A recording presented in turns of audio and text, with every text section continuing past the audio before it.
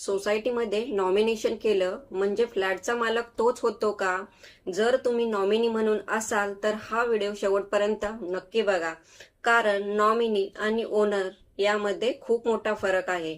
नमस्कार मंडळी, कसे आहात? अनेक सोसायटी मेंबर्स यांची एक मोठी गैरसमजूत असते की सोसायटीमध्ये नॉमिनेशन केल्यावर नॉमिनी हा फ्लॅटचा मालक बनतो, परंतु कायदा काही वेगळं सांगतो.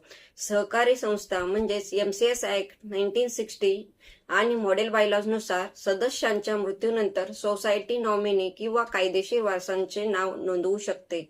पण सोसायटीने नॉमिनीचे नाव नोंदवले म्हणून त्या व्यक्तीला फ्लॅटची अंतिम मालकी मिळतेच असे नाही. नॉमिनी हा केवळ सोसायटी आणि मृत सदस्याच्या इस्टेटीमधील एक प्रतिनिधी म्हणजेच रिप्रेझेंटेटिव्ह किंवा विश्वस्त म्हणजेच ट्रस्ट म्हणून काम करतो. फ्लॅटची खरी मालकी कोणाची असेल हे खालील कायद्यानुसार ठरते. विल म्हणजेच मृत्यूपत्र, succession law, legal heirship rights, court order असल्यास. म्हणूनच नॉमिनी हा ओनर नाही तर नॉमिनी हा ट्रस्टी किंवा रिप्रेझेंटेटिव्ह असतो.